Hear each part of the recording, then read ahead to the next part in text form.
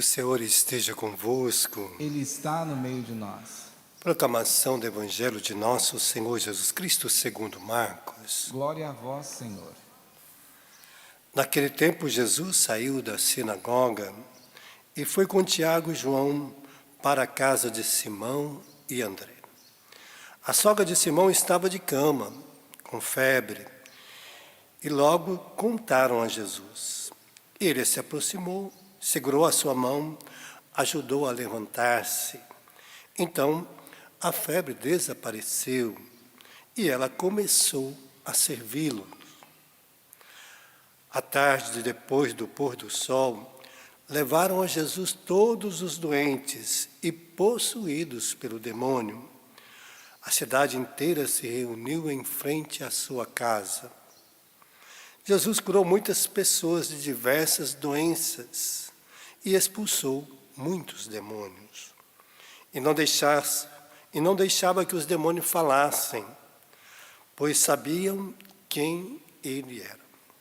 De madrugada, quando ainda estava escuro, Jesus levantou e foi rezar num lugar deserto.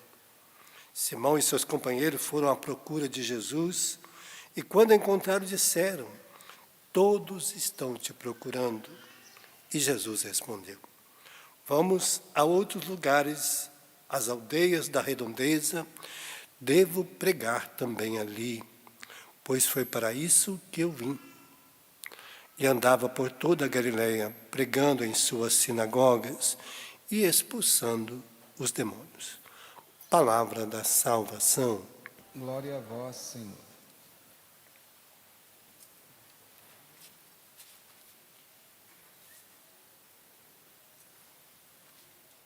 Jesus veio para nos libertar na totalidade da nossa vida. E expulsar o demônio significa expulsar a morte da nossa vida. O livro da Sabedoria 2 vai dizer que a morte entra no mundo por causa do demônio. Porque os nossos pais, Adão e Eva, tinham a vida eterna. Quando pecaram, desobedeceram a Deus, por causa dessa desobediência, deram ouvido à serpente, ao demônio, a Satanás, e esqueceram da palavra de Deus. Então, portanto, naquele instante, ele o seduziu, o demônio o seduziu. É proibido comer desta árvore do fruto, desta árvore do meio, que está no meio do jardim. Deus tinha dito para ele: "O dia que vocês comerem, os seus olhos vão abrir, vocês verão o bem e o mal." E o mal seduz com muita facilidade. O mal seduz com muita facilidade, que parece saboroso, né? Aquele fruto tinha um aspecto bonito, parecia de sabor agradável, mas Eva nunca tinha comido, nem Adão, porque era proibido. Mas tinha um aspecto agradável. Quando você olha, tem coisas que você olha e parece bonito. Mas nem sempre o que parece bonito é agradável. Só parece, né? Então, o pecado parece bonito. Parece fácil de fazer, né? Parece muito mais fácil fazer o pecado do que não fazer. Mas não é verdade. É por causa das seduções que estão dentro de nós.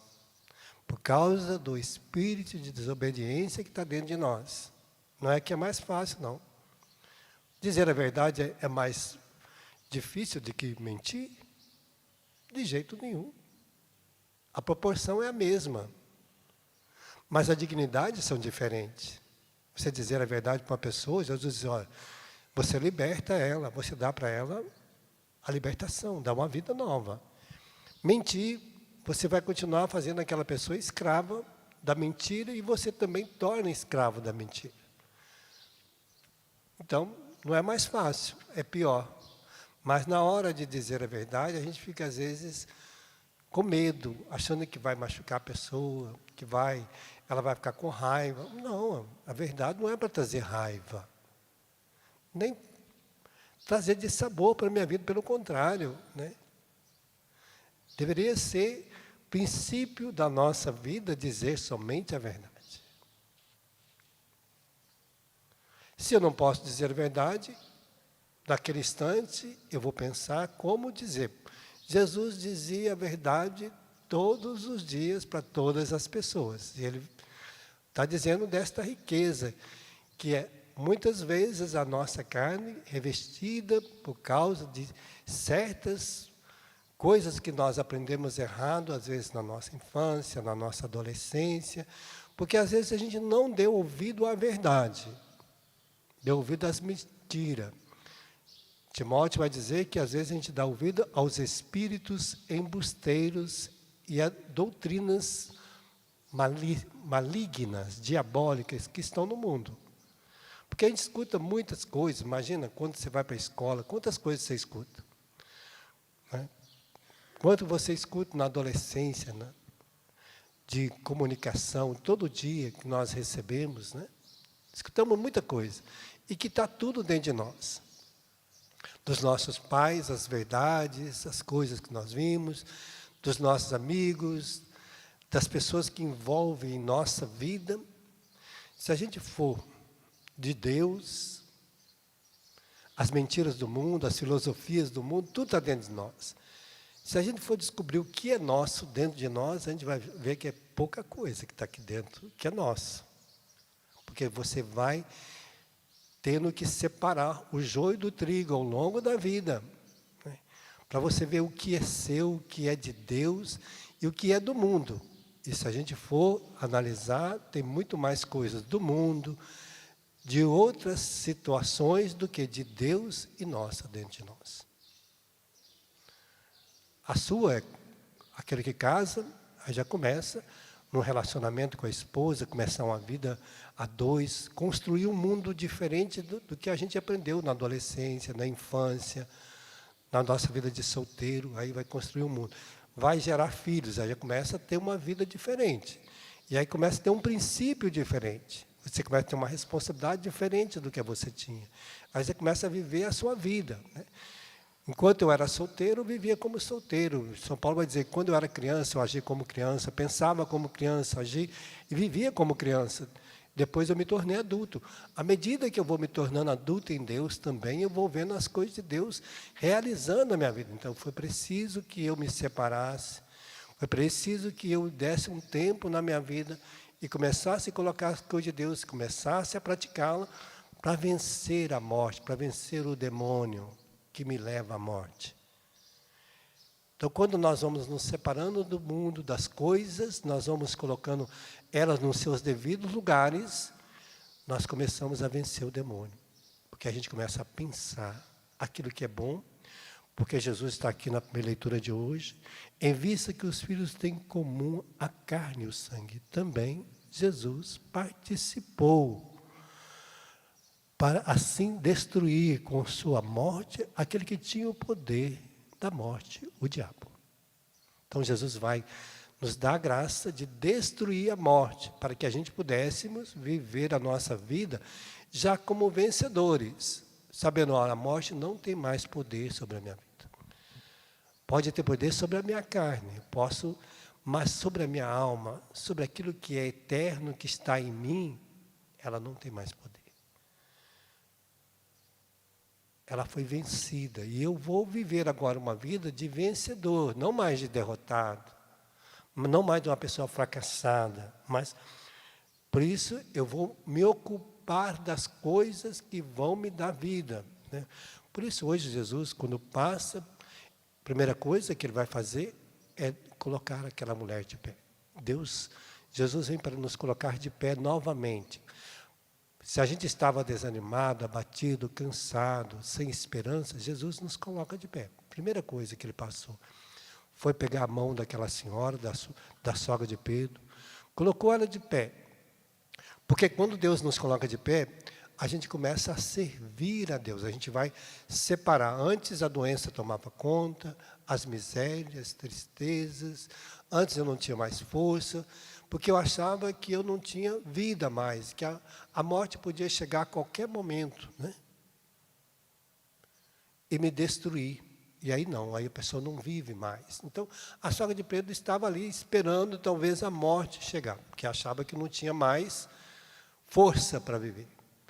Deus é a nossa força, por isso Ele colocou ela de pé. E quando Deus nos coloca, a gente começa a ter a alegria de servir. A gente não quer ficar mais estirado, a gente não quer ficar mais desanimado, a gente não quer ficar mais deitado aí, esperando alguma coisa que vai trazer só decepção e fracasso. Mas agora a gente se coloca de pé. E aí não só curou ela, e ela o pôs a servi-lo. Porque quando nós somos curados, nós queremos servir. Nós não queremos ficar mais deitado.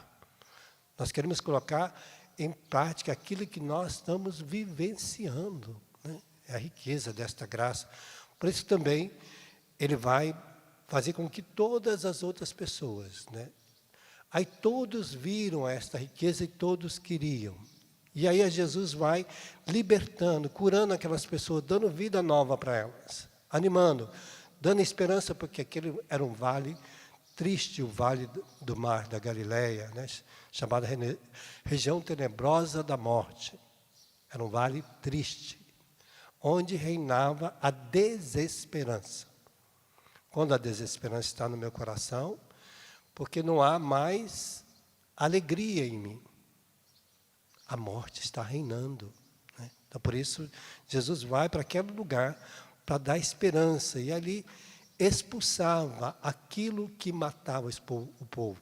Expulsar os demônios é expulsar a morte, porque o demônio vai nos seduzir com tudo aquilo que nos leva à morte. Tudo. Todo o pecado tem como princípio destruir a minha vida, destruir a sua, por menor que seja. Ele vai causar uma ferida em mim, vai causar uma ferida em você. Todas as vezes que eu encontro aquela pessoa que às vezes você falou alguma coisa, vai estar sempre presente no seu coração, enquanto você não reconcilia com ela, né? Se nós brigamos com alguém, enquanto a gente não reconcilia, a gente não cura. Eu comecei a beber aos 14 anos. E eu não sabia por que eu bebia. Por que eu tinha aquele desejo de beber.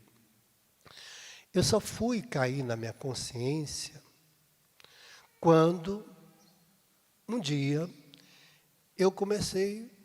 um senhor me disse, olha, eu estava lá na igreja, eu ia pregar no grupo de oração, e um senhor levantou lá e disse, veio até mim, ele estava lá diante do Santíssimo, e disse, olha, Jesus me disse que você está mentindo. Aí eu falei, meu Deus, eu mentindo? É, porque você tem dito que seu pai morreu. E seu pai não morreu. Meu pai tinha ido embora de casa, deixado a minha mãe. Eu dizia às pessoas, e seu pai? Eu falava, meu pai já morreu. Sempre dizia assim, né? Então, eu comecei a perceber que eu estava matando meu pai no coração. E aquele homem me disse, olha, é para você rezar para o teu pai, ele não morreu, você está mentindo. Então, aquele homem que estava lá diante do Santíssimo, o Espírito Santo falou para ele que eu estava mentindo, eu ia pregar no grupo de oração. E ele falou, olha, quando você for falar do seu pai, diga que ele está vivo, que ele não morreu. Aí naquele dia até eu preguei sobre isso, né? E aí eu comecei a perceber que a coisa que meu pai mais detestava era a bebida. E devido à circunstância que houve na minha casa, por causa da minha raiva, eu criei uma vingança contra o meu pai. Aí eu queria que ele sofresse por causa da minha bebida. Aquilo que ele mais detestava era a bebida. Então, para fazer ele sofrer, eu comecei a beber. Então, eu criei uma vingança interior. E muitas vezes, se a gente não tiver cuidado, nós criamos uma vingança interior dentro de nós e vamos provocar, achando que está provocando a morte do outro. Mas primeiro eu estou me matando. Isso acontece muitas vezes conosco. Por causa de uma vingança interior que eu criei contra ele. E é interessante que quando um dia eu encontrei com meu pai, uns 8 anos depois, eu comecei a rezar para o meu pai. À medida que eu fui rezando, eu fui me libertando do vício também. E o dia que eu encontrei com meu pai, eu pedi perdão para ele por todo o mal que eu tinha causado para ele, né? Toda a briga, todos os problemas que a gente enfrentou.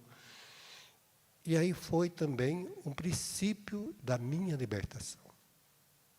Então, a cura também se dá no perdão, com a nossa história, perdão com a nossa vida, perdão com o outro. Porque aí você também começa a se perdoar e ver que você não é culpado pelo sofrimento que o outro te causou. E nem pelo sofrimento que você causou no outro. Às vezes você fez por uma vingança, por uma inconsequência, né? Não por amor. Então Jesus está nos ensinando, primeiro, aí rezar, né? Por isso Jesus subiu ao monte para rezar. E quando nós rezamos, nós começamos a escutar Deus. A gente começa a ver o que está errado em mim. E aí eu começo a querer consertar a minha vida para ajudar os outros também. Aí nós queremos consertar a nossa vida, consertar os nossos princípios, colocar na linha a nossa vida em direção a Deus, porque você sabe que ali está a felicidade, está a graça. Então, é a riqueza de Deus para nós nesse dia de hoje, né? Então, por isso, Pedro vai dizer a ele, todos estão te procurando. Que bom que a gente, quando procura Jesus, ele se deixa encontrar. Ele se deixa encontrar para nos dar a graça de nos libertar daquilo que o demônio quer causar em nós. Os pecados que nos levam à morte. Fechamos nossos olhos, pedimos essa graça no dia de hoje. Eu não sei se você tem alguma coisa que te faz vingar de você mesmo. De causar, eu quero ser ruim, eu vou ser duro mesmo, eu vou ser difícil. Comigo vai ser assim, eu sofri, agora todo mundo vai sofrer na minha mão, né? Tem umas vinganças assim, né? Porque meu pai fez isso comigo, eu não vou perdoar minha mãe, não vou perdoar aquela pessoa que me traiu, que me mentiu, que me enganou, que me desprezou. Ela só vai causar dissabor na sua vida. Ela não vai te trazer nenhuma felicidade. Nenhum mal traz felicidade. Nenhuma vingança te traz felicidade. Nada pode trazer felicidade se não for quando nós perdoamos e reconciliamos com a vida. E aprendemos a amar a nossa vida naquilo que ela é.